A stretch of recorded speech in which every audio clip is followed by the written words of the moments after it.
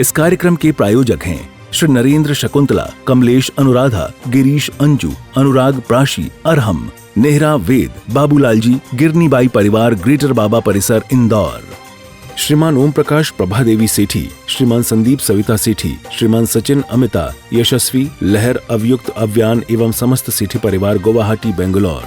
श्री विजय, श्रीमती वाणी छावड़ा, किशनगढ़, श्री हेमंत सेठ, बांसवाड़ा, श्रीमती चंद्रकांता, श्री भरत, श्रीमती ऋतु जैन, इंदौर। इनका प्रश्न है, द्रव्य कर्म से भाव कर्म, भाव कर्म से द्रव्य कर्म, तो ये संक्रिया कैसे टूटेगी? कुल मिलाकर के इनके प्रश्न का तात्पर्य है कि द्रव्य कर्म और भाव कर्म की संख्या को हम कैसे तोड़ें। निश्चित रूप से ज्ञानावरण, दर्शनावरण, वेदनी, मोहिनी, आयु, नाम, गोत्र, अंतराय, ये 8 कर्म ये द्रव्य कर्म है और राग द्वेष आदि भाव कर्म है। तो निश्चित रूप से हमारे तत्वार्थ सूत्र में आचार्य उमा स्वामी देव ने ज्ञानावरण, दर्शनावरण, वेदनी, मोहिनी, आयु, नाम, गोत्र, अंतराय, इनके कर्म बंध के कारण बताए हैं। उन कारणों को छोड़ना चाहिए, उन कारणों से दूर होना चाहिए। और मोटे तौर पर अगर हम कहें तो हमें देव शास्त्र गुरु की निंदा से, उनकी आलोचना से हमको बचना चाहिए। हम जितना देव शास्त्र गुरु की आलोचना करेंगे, निंदा करेंगे, उतने ही ये आटो कर्म बनते हैं। फिर उन्हीं से भाव कर्म बनते हैं जिसमें राग द्वेष की उत्पत्ति हमारी होती है। तो हमें उन सभी कामों को, उन सभी क्रियाओं को छोड़ना चाहिए। जैसे ज्ञान का विनय है कि हम मुनि हैं, माँ जिनवाणी हैं, उनकी अवहेलना करते हैं। दर्शनावरणी कर्म में कहा है कि हम किसी के दर्शन में, यानी किसी की आराधना में, किसी के भगवान के दर्शन में हम बाधा डाल दें। अंतराय में भी दान, राग, भोग, उपभोग, इनमें अंतराय पैदा करना, ये सारे के सारे कार्य द्रव्य कर्म बंधने के कारण हैं। और फिर वही द्रव्य कर्म भाव कर्म के साथ जब बनते हैं तो इसकी संक्रिया को तोड़ना है आपको। तो वही इन कर्मों के बंधने के कारणों को समझना चाहिए, उनको जानना चाहिए और उनके जानने के बाद उनको जीवन में अपनाना चाहिए कि इन कर्मों का नाश कैसे होगा, तभी ये द्रव्य कर्म भाव कर्म की संख्या हम दूर कर सकते हैं। ओम नमः।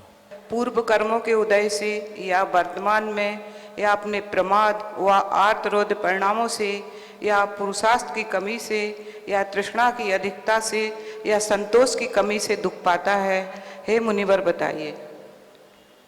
ओम नमः। प्रश्न कुल मिलाकर एक ही है कि व्यक्ति ये दुख क्यों पाता है।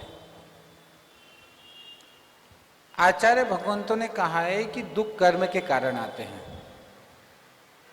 और शुभ अशुभ कर्म 2 प्रकार के होते हैं। मिथ्यात्व से कर्म बंद होता है, प्रमाद से होता है, अवरत से होता है ना, कसाय से होता है। ये जिसमें भी है, जिन क्रियाओं में मिथ्यात्व है, अवरत है, प्रमाद है, कसाय है, ये जिनमें जिनमें है, उन सारी क्रियाओं को करने से ही कर्म बंद होता है। अब भगवान की पूजा भी कर रहे हैं और वहाँ मिथ्यात्व छिपा हुआ है कि आप भगवान से कामनाएं करते हैं, भगवान से इच्छाएं करते हैं कि आप मुझे ये दे दो, वो दे दो, ये दे दो। तो एक हद तक तो वो ठीक है, पर भोगों की सामग्री भगवान से मांगना और भगवान को रागी द्वेषी समझना, वो मिथ्यात्व है हमारा। ये कसाय के साथ हम पूजा कर रहे हैं, कसाय के साथ हम धर्म का कार्य कर रहे हैं, कसाय के साथ हम घर में रह रहे हैं, तो भी वो कर्म बंध का कारण है। औरत है कि हम बिना औरत यही जीवन में जी रहे, कोई नियम नहीं है, कोई संयम नहीं है, तो वो भी कर्म बंध का कारण है। तो जितने भी ये इन संबंधित हम कार्य करते हैं जिनमें मिथ्यात्वादी जो है, जो हमने बताया है, उस संबंधित जितनी क्रियाएं, चाहे धार्मिक क्रियाएं हो, चाहे सामाजिक क्रियाएं हो, चाहे लौकिक क्रिया हो, चाहे घर में हो, जिनमें ये है मिथ्यात्वादी, वो सब कर्म बंध का कारण है और हमें उन सबको छोड़ना ही चाहिए। हम जब छोड़ेंगे तो निश्चित रूप से यह हमारे लिए कर्म के बंधने के कारणों को रोक पाएगा। ओम नमः। शांत रहो, संयम रखो, सामंजस्य बिठा के रखो, क्रोध नहीं करो। पर जहाँ सामूहिक जगह पे अपन ज़्यादा ही सामंजस्य बिठाते हैं, शांत रहते हैं, तो दूसरा व्यक्ति ये सोचता है कि इसमें तो बुद्धि कम है, ये तो सीधी है, या कोई भी व्यक्ति ऐसा करता है, तो क्या करना चाहिए फिर? ओम नमः। मेरा बहुत सीधा सीधा सा कहना इस मामले में कि दूसरों को देख करके हम अपनी चर्या नहीं पाल सकते हैं, जीवन में ही नहीं पाल सकते। अगर दूसरों के हिसाब से हम चलना चाहेंगे तो हम चल ही नहीं सकते, क्योंकि करोड़ों इंसान हैं, करोड़ों इंसानों की अपनी बुद्धियां हैं, अपनी दृष्टि है, अपना सोच है, अपने विचार हैं, और सब अच्छे भी हैं, बुरे भी हैं, मध्यस्थ वाले भी हैं। तो हम उनको देखने के बजाय हम अपने अंदर देखने का पुरुषार्थ करें कि हम सामंजस्य बिठाएंगे तो शुभ कर्म बांधेंगे, अशुभ कर्म बांधेंगे। अगर हमारे सामंजस्य बिठाने से शुभ कर्म हमारे जीवन में बैठ रहा है तो हमें सामंजस्य बिठाना चाहिए। हमें लोग मूर्ख कहेंगे या लोग हमें पागल कहेंगे, अगर इस ओर पे ध्यान गया तो सिद्धों को निकम्मा कहा है। क्या कहा है सिद्धों को? निकम्मा, द्रव्य संगम में। तो क्या सिद्ध निकम्मे हैं क्या? निकम्मे का अर्थ भी बताया कि अब सिद्धों को कोई करने योग्य कार्य ही नहीं रहा संसार में, जितने कार्य उनको करना थे वो सब कर करके चले गए हैं।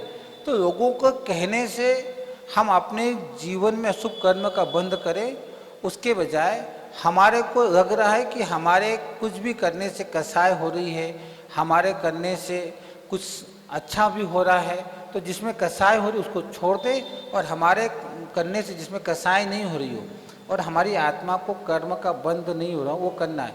एक उदाहरण है छोटा सा। एक बहू आई, नई कहाँ पर आई?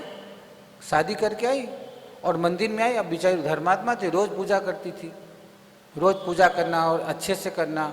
2-3 को बता भी देती थी भाई ऐसी नहीं ऐसी पूजा करो। तो 4-5 औरतें बैठी, देखो नई आई है कैसे नखरे दिखा रही है। क्या कहा उसने? नई आई दिख रहा है। अब रोज टोकना शुरू हो गया। ऐसा होता है क्या? हम तो पूजा हमेशा ऐसी करते थे और ऐसी कर रहे हैं, देखो नई आई है तो ऐसी बखार रही है, और उसके गांव में बातें करने लगी। तो उसने मंदिर जाना ही छोड़ दिया है। क्या झंझट ही नहीं होना अपना, है ना, उसने छोड़ दिया। अब 6-7 महीने बाद फिर एक शादी हुई, बहू आई। अब वो पैंट शर्ट पहन के घूमे, मंदिर नहीं जाए। तो देखो कैसी बहू आई, मंदिर ही नहीं जाती। क्या कहा? देखो कैसी बहू लेके आए, मंदिर ही नहीं जाती, भगवान की पूजा नहीं करती। ऐसा कुछ बहू होती है?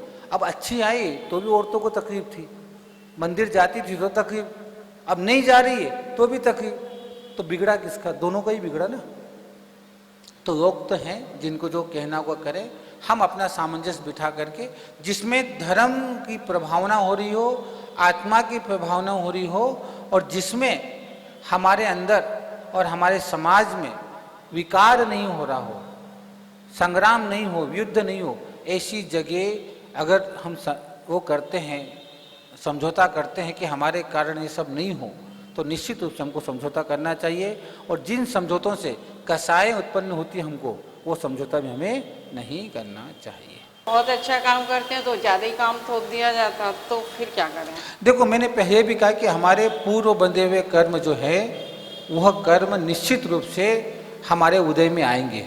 अब पार्श्वनाथ भगवान का उदाहरण हमारे पास है। उन्होंने क्या गलत किया, पर उस भव में कितने उपसर्ग आए।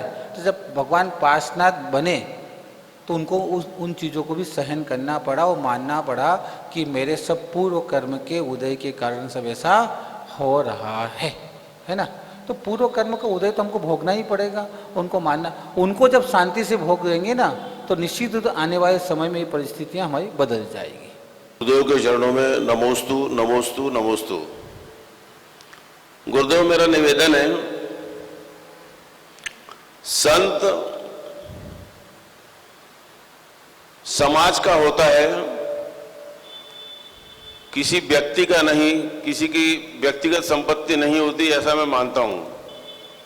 यदि ऐसा कहा जाए कि किसी संत के द्वारा किसी समाज के कार्यक्रम का बहिष्कार किया जाए या बहिष्कार की अपील की जाए, तो क्या कोई संत ऐसा कर सकता है? ओम नमः। पहली बात तो यह है कि संत किसी कार्यक्रम का या किसी संस्था का बहिष्कार करने का अधिकारी ही नहीं है।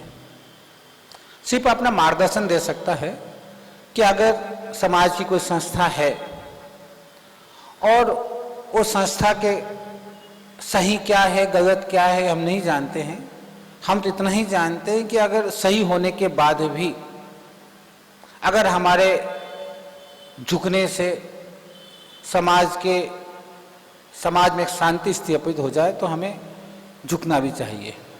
पर संत के नाम का दुरुपयोग करके जबरदस्ती सोशल मीडिया के माध्यम से जो किया जाता है, निश्चित रूप से वो पाप के भागी हैं, निश्चित रूप से पाप के भागी हैं। क्योंकि संत कभी भी बहिष्कार करने का ऐसे अधिकारी नहीं है, वो समाज को सुधारने के मार्गदर्शन दे सकता है। उस मार्गदर्शन को स्वीकार करना नहीं करना वो उनका व्यक्तिगत मामला है, समाज का हो चाहे संस्था का हो। और दूसरी बात इसमें स्पष्टता के साथ मैं कह दूं आपको कि अभी मुझे भी पता चला है कि मेरे नाम का भी दुरुपयोग किया जा रहा है कि महाराज ने सामाजिक संसद अमित जी काशीवा राजकुमार जी पाटोदी का बहिष्कार किया है।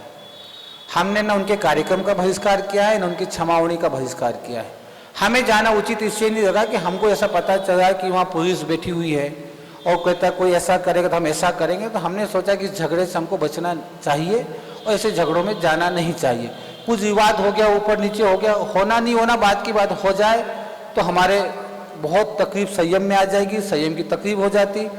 और उन्होंने जहाँ तक मार्गदर्शन की बात की, हमने कहा कि भैया हमारे को अगर ऐसा लगता है कि हमारे चुनाव की तारीख घोषित करने से अगर समाज में शांति है तो हमें तारीख 2 महीने 3 महीने जनवरी फरवरी कोई से भी महीने की हम तारीख घोषित कर दें कि अब इतने महीनों में चुनाव करा दें। अगर विवाद समाप्त होता है तो वो करना चाहिए, ऐसा हमने उनको कहा था। पर किसी समाज को या किसी व्यक्ति को हमने कहा कि वहाँ नहीं जाना चाहिए, ऐसा मैंने अपने प्रवचन के माध्यम से अपने लेखनी के माध्यम से कभी कहा ही नहीं है। अगर उसका दुरुपयोग करके कोई उन मैसेजों को चला रहा है तो निश्चित रूप से ऐसे व्यक्ति को कहीं ना कहीं दुर्गति अवश्य मिलेगी। क्योंकि हमारा सिर्फ ये था कि हमें नहीं जाना, ये मेरा स्वतंत्र विचार है, समाज पे थोपने का नहीं। मुझे नहीं जाना है, मुझे इसलिए नहीं जाना है कि कहीं विवाद का विषय बढ़ जाए और अपने कारण कुछ हो जाए तो अपन को ऐसी जगह जाने से तात्पर्य नहीं है, इतना जरूरी है। पर संतों को ज़्यादा अब उसमें घुसना नहीं चाहिए।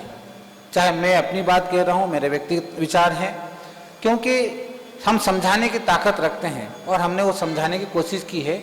और अब समझे न समझे वो अपनी संस्थाएं सामाजिक संसद है, उनके अपने संविधान क्या है, उनका संविधान उनको क्या कहता है, वो उनका व्यक्तिगत विषय है।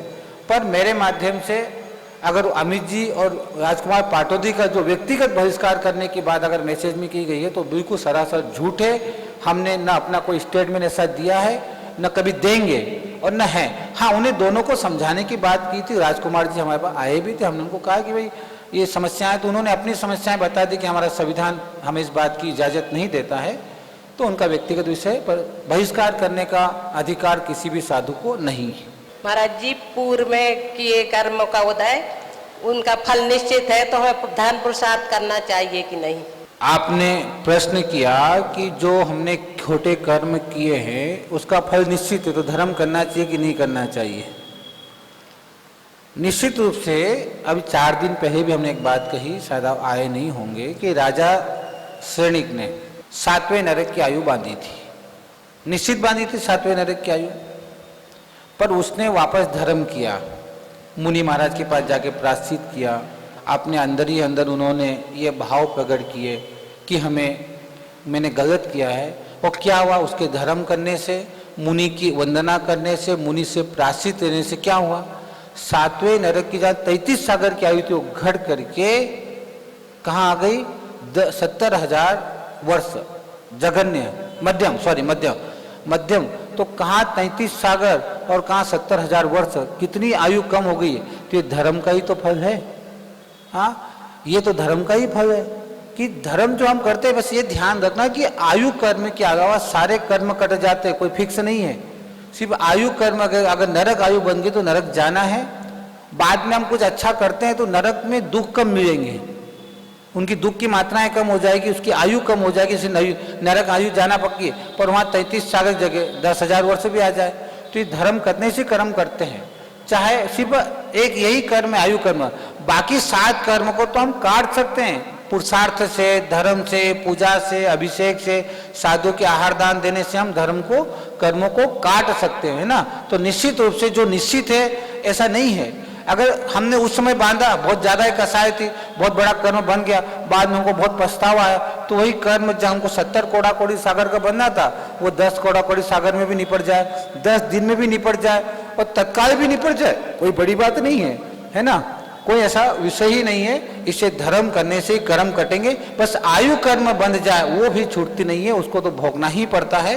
बाकी कर्मों को हम काट सकते हैं, उनको उनकी कम कर सकते हैं, उनकी शक्ति को कम कर सकते हैं, उनकी फलदान शक्ति को कम कर सकते हैं, उनके अनुभाव को कम कर सकते हैं। सारी स्थितियां हम धर्म से कर सकते हैं। इससे धर्म करना चाहिए। अगर ऐसा हो जाए जो होना है होगा तो फिर तो खाते रहो सोते रहो, तो कब तक चलेगा? कब फिर कौन सा पुण्य और कौन सा पाप? इस सारी पुण्य की क्रियाएं ही हमारा कर्म काटती है। ओम नमः। जैसे तीर्थंकर प्रकृति 16 कारण भावना से होती है, तो हम तो तीर्थंकर प्रकृति की भावना तो हम पढ़ते भी नहीं, संपन्नता ये सब, मगर जो 12 भावनाएं हम पढ़ते हैं, लोक, संसार, नित्य, मतलब ये सब, तो इन भावनाओं को भाने से क्या मिथ्या दृष्टि को भी होती है ये भावनाएं, कि सम्यक दृष्टि को ही होगी 12 भावनाएं? 12 भावनाएं कोई भी भा सकता है, चाहे सम्यक दृष्टि हो चाहे मिथ्या दृष्टि हो। भावनाओं में है, हम भावनाएं कर सकते हैं कि ऐसा नहीं कि सम्यक दृष्टि भावना भाएगा, मिथ्या दृष्टि भी भावनाएं भा सकता है, चाहे 16 कारण भावनाएं हो चाहे 12 भावनाएं हो। अब कोई मिथ्या दृष्टि कई सालों से 16 कारण भावनाएं भा रहा है, पर सम्यक तो के साथ 16 कारण भावनाएं नहीं भाई, इससे उसको तीर्थंकर प्रकृति का बंध नहीं हुआ और इतना भाव भी निर्मल नहीं हुआ कि जितना तीर्थंकर प्रकृति को बंधने के लिए चाहिए उतना परिणाम और भाव भी निर्मल नहीं हुआ। भावनाएं कोई भी भा सकता है। अब उन भावनाओं के बाद कर्म की नजरा कौन करेगा? तो सम्यक दृष्टि ही करेगा। कौन करेगा? सम्यक दृष्टि ही, चाहे 12 भावनाएं हो चाहे 16 कारण की भावनाएं हो। सम्यक दृष्टि अगर भावनाएं करता है तो निश्चित रूप से वो उसकी 12 भावनाएं उसके अशुभ कर्म की निजरा का कारण बनेगी और उसका जीवन चरित्र उन्नति की ओर बढ़ेगा। इस कार्यक्रम के प्रायोजक हैं श्री नरेंद्र शकुंतला, कमलेश अनुराधा, गिरीश अंजू, अनुराग प्राशी, अरहम, नेहरा वेद, बाबूलाल जी, गिरनीबाई परिवार, ग्रेटर बाबा परिसर, इंदौर। श्रीमान ओम प्रकाश प्रभादेवी सेठी, श्रीमान संदीप सविता सेठी, श्रीमान सचिन अमिता, यशस्वी, लहर, अवयुक्त, अव्यान एवं समस्त सेठी परिवार, गुवाहाटी, बेंगलोर। श्री विजय, श्रीमती वाणी छावड़ा, किशनगढ़, श्री हेमंत सेठ, बांसवाड़ा, श्रीमती चंद्रकांता, श्री भरत, श्रीमती ऋतु जैन, इंदौर।